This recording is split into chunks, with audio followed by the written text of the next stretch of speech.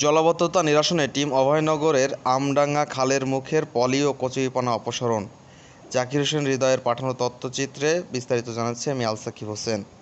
৬ September শুক্রবার সকাল থেকে আমডাঙ্গা খালের কচুরিপানা পরিষ্কার ও খালের মুখে পলি অপসারণ সহ পানি প্রবাহে বাধা পাটা ও নেট সরানো সহ জলাবদ্ধতা নিরসনে বিভিন্ন পয়েন্টে টিম অভয়নগরের সমন্বিত কার্যক্রম অনুষ্ঠিত হয়েছে।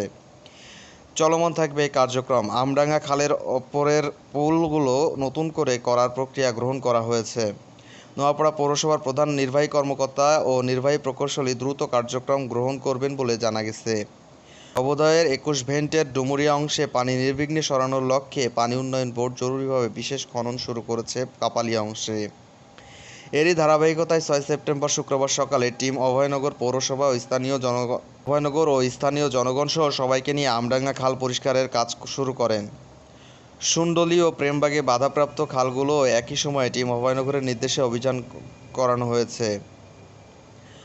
অভয়নগরের খাল, নদী, বিলের পানির স্বাভাবিক প্রবাহ নিশ্চিত করার ক্ষেত্রে নিজ নিজ অবস্থান থেকে চেষ্টা করার অনুরোধ করেছেন উপজেলা নির্বাহী অফিসার KM আবু নওশাদ।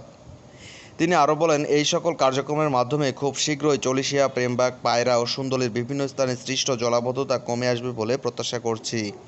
এ সময় উপস্থিত ছিলেন উপজেলা সহকারী কমিশনার ভূমি মোহাম্মদ শামীম হুসাইন, প্রকল্প বাস্তবায়ন কর্মকর্তা মুশফিকুর রহিম, মৎস্য কর্মকর্তা আমিনুল ইসলাম, প্রাক্তন সৈনিক কল্যাণ সংস্থার অভয়নগর শাখার সভাপতি MA গফুর, ভবদহ পানি নিষ্কাশন সংগ্রাম কমিটির সভাপতি রণজিৎ বাওয়ালি, সেনাবাহিনীর সাবেক সদস্য খান আমানুল্লাহ, প্রেমবাগ ইউনিয়ন পরিষদ সচিব মোহাম্মদ সিদ্দিক আলী সহ বিভিন্ন শ্রেণী পেশার মানুষ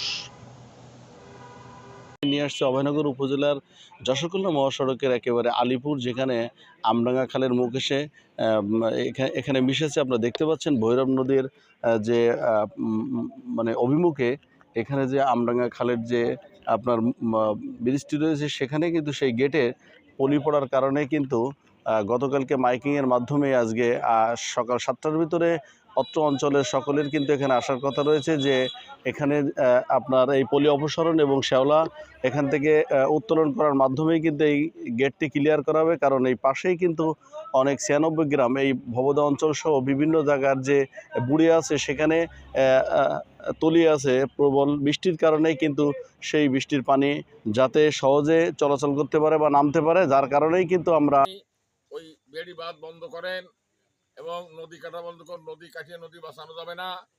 নদী ন্যাচারাল ভাবে নদী কাটবে নদীর স্রোতে। ডেস্ক রিপোর্ট, অভয়নগর সমাচার।